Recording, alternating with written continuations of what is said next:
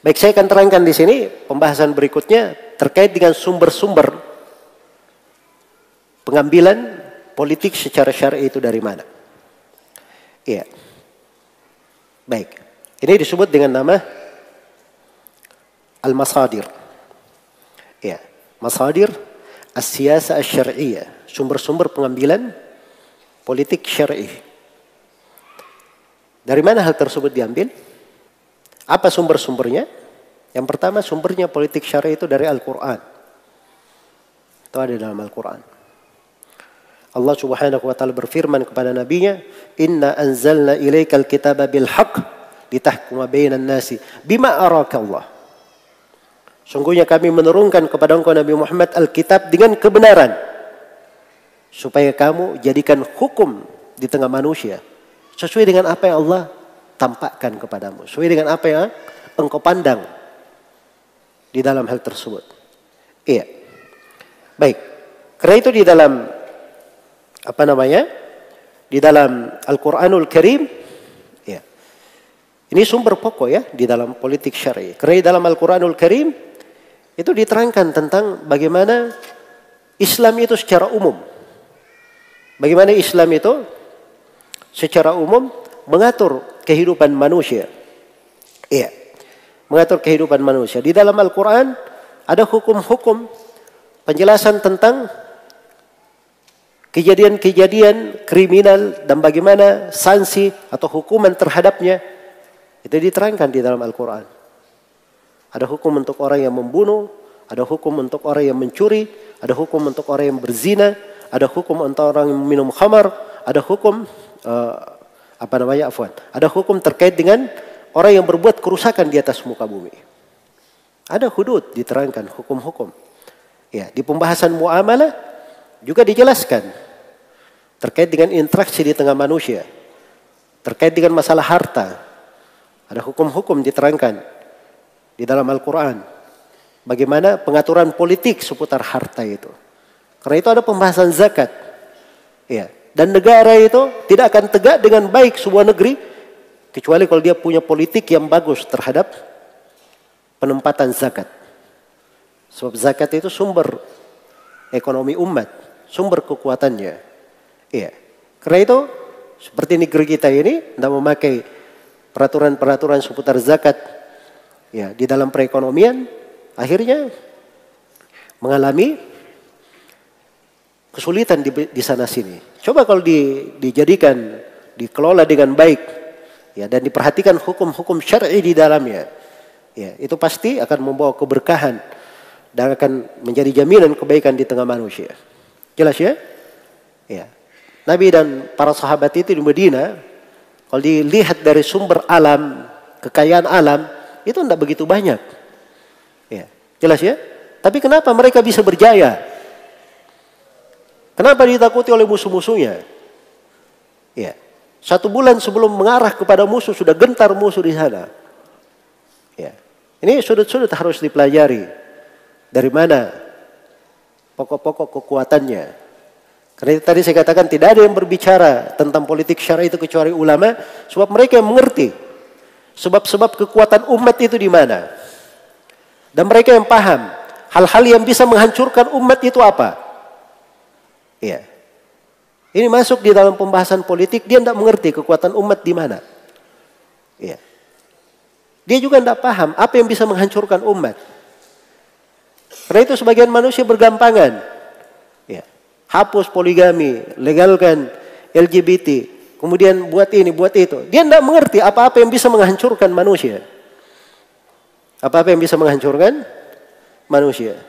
Jelas ya? Jadi ini dari hal-hal yang hendaknya diperhatikan. Kemudian di dalam syariat Islam juga diatur terkait dengan hubungan di dalam negeri. Ya, biasa diistilahkan dengan politik dalam negeri dan terkait hubungan di luar negeri. Itu ada aturan-aturannya. Ya, ada aturannya terkait dengan negara kafir. Ya. Bagaimana interaksi dengan mereka terkait dengan orang kafir di luar negeri ingin masuk ke negeri kita. Itu ada kaitannya di dalam syariat. Karena itu, ini hukum-hukum semuanya ada diterangkan dalam Al-Quran. Jelas ya? Sumber yang kedua, dari sumber politik syar'i diambil dari hadits Nabi sallallahu alaihi wasallam. Iya. Karena Allah Subhanahu wa taala telah berfirman, "Fala wa rabbika la yu'minun hatta yuhakkimuka fima syajara bainahum." Tidaklah demi Rabbmu, sungguhnya mereka ini belum beriman sampai mereka menjadikan engkau Nabi Muhammad sebagai hakim yang memutuskan pada masalah-masalah yang mereka berselisih di dalamnya. Karena itu di dalam hadits-hadits Rasulullah sallallahu alaihi wasallam terdapat berbagai uraian tentang politik-politik syar'i. Sampai di dalam bagaimana rincian di dalam peperangan. Hal yang sangat detail sekali. Ya, membuat orang kagum dari ahli-ahli strategi. Bagaimana syariat-syariat yang dianjurkan oleh Nabi sallallahu alaihi wasallam. Ya, dan ini bisa dilihat ya dari sirah Nabi, peperangan-peperangan beliau, dilihat dari hadits-haditsnya. Kemudian yang ketiga dari sumber pengambilan politik syar'i diambil dari kesepakatan umat. Kesepakatan umat. Karena umat ini tidak mungkin bersepakat di atas kesesatan. Iya. Rasulullah sallallahu alaihi wasallam bersabda, "La tajtami'u ummati ala dhalalah." Umatku tidak akan berkumpul di atas kesesatan. Bahkan di dalam Al-Qur'an Allah mengingatkan, "Wa may yushaqiqir rasula min ba'di ma tabayyana lahul huda wa yattabi' ghayra sabilil mu'minin nuwallihi ma tawalla wa nuslihi jahannam wa sa'at masira." Barang siapa yang durhaka kepada Rasul setelah tampak jelas baginya petunjuk dan dia tidak mengikuti jalan kaum mukminin. Ini dua penyelisihan ya. Tidak mengikuti Nabi dan menyelisih kesepakatan. Maka ancamannya apa? Kami akan biarkan dia larut di dalam kesesatannya. Kami akan masukkan dia ke dalam neraka jahanam. Itu adalah sejelek-jelek tempat kembali. Karena itu ada hal-hal yang berjalan di tengah umat Islam ini. Perkara disepakati. Dibolehkan. Iya. Itu dari sumber politik syar'i. Baik. Kemudian yang ketiga atau sumber yang keempat adalah ijtihad. Diambil dari ijtihad. Apabila tidak ada nas, tidak ada ijma, maka boleh berijtihad. Itu tadi ayat yang saya bacakan ya. La alimahul ladina yastanbitunahu minhum. Maka orang yang bisa beristimbat bisa memberikan petikan hukum di situ. Bisa memberikan petikan hukum. Dan Nabi sallallahu alaihi wasallam bersabda, "Idza jatahadal hakim," apabila seorang hakim berijtihad, fa asaba falahu ajran, fa akhta falahu wajrun wahid.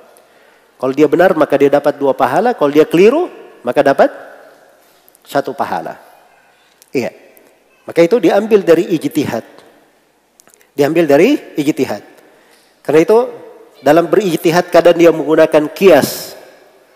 Kadang dia menggunakan masalih al-mursalah. Ya, menimbang antara kemaslahatan-kemaslahatan. Kadang dia melihat kepada maqasidus syariah secara umum.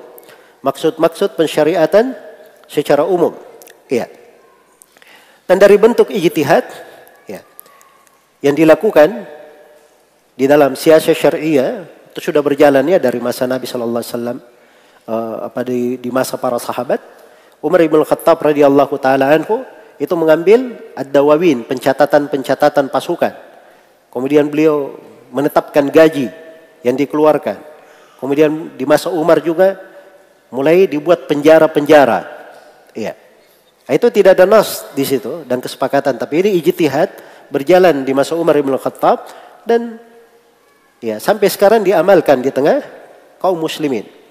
Diamalkan di tengah kaum muslimin. Iya. Karena itu Ibnu Aqil Al-Hambali tadi berkata bahwa siasah politik itu adalah sebuah tindakan yang dengan tindakan itu manusia lebih dekat kepada kesalehan, kemaslahatan. Dan dengan tindakan itu manusia menjadi lebih jauh daripada kerusakan. Itu dinamakan siasah. Walaupun Nabi tidak melakukannya, walaupun tidak ada Al-Quran menjelaskannya.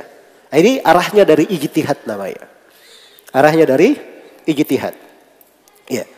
Karena itu kata Ibnu Al-Qayyim, ini tempat ini, hal ini, ya, politik ini mazillatu aqdam. Banyak kaki-kaki tergelincir di dalamnya. Ya. Akhirnya ada yang keliru, sebagian yang menelantarkan, akhirnya dia batalkan batasan-batasan Allah, dia telantarkan hak-hak. Ya. Akhirnya dia buat orang itu lancang untuk melakukan kerusakan-kerusakan. Ya. Ini ketika keluar dari politik syar'i seperti itu, akhirnya hak-hak yang harusnya ditegakkan ditelantarkan. Hak-hak manusia yang harusnya diberikan, ya, itu menjadi terlantar. Dan orang-orang yang senang dengan kefajiran, kefasikan, kerusakan, ya, semakin merajalela. Karena dibuka jalan untuk mereka. Jelas ya? Baik.